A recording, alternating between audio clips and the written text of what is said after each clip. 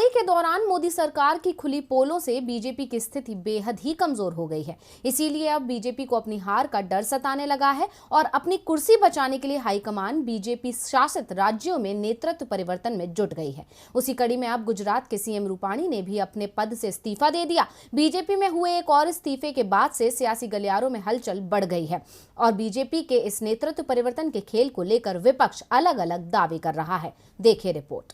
गुजरात में चुनाव के 15 महीने पहले सीएम विजय रूपाणी ने इस्तीफा दे दिया। हालांकि इस्तीफे के दौर की शुरुआत उत्तराखंड में सीएम बदलकर हुई थी, लेकिन उत्तराखंड में फेरबदल का दौर अभी थमा नहीं है। हाल ही में उत्तराखंड की राज्यपाल बेबी रानी मौर्य से इस्तीफा लिया गया और उससे पहले वहां 3 सीएम बदले गए। उत्तराखंड के अलावा कर्नाटक में भी नेतृत्व परिवर्तन किया गया। पिछले कुछ महीनों में हुए इन फेरबदल से एक बात तो साफ है कि बीजेपी के अंदर कुछ भी ठीक नहीं चल रहा है और चुनाव से पहले पार्टी डैमेज कंट्रोल में लगी हुई है। वहीं विपक्ष का इस पर कुछ और ही कहना है। गुजरात में सीएम के इस्तीफे के बाद अब इस पर सियासत भी शुरू हो गई है। विपक्षी दल इसे राज्य में बीजेपी की नाकामी छुपाने का एक तरीका बता रहे हैं।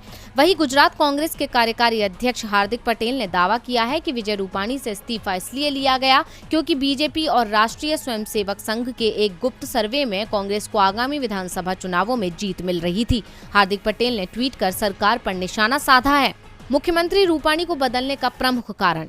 अगस्त में आरएसएस और भाजपा का गुप्त सर्वे चौंकाने वाला था। कांग्रेस को 43% वोट और 96 से 100 सीट, भाजपा को 38% वोट और 80 से 84 सीट, आप को 3% वोट और 0 सीट, मीम को 1% वोट और 0 सीट और सभी निर्दलीय को 15% वोट और 4 सीट मिल रही थी।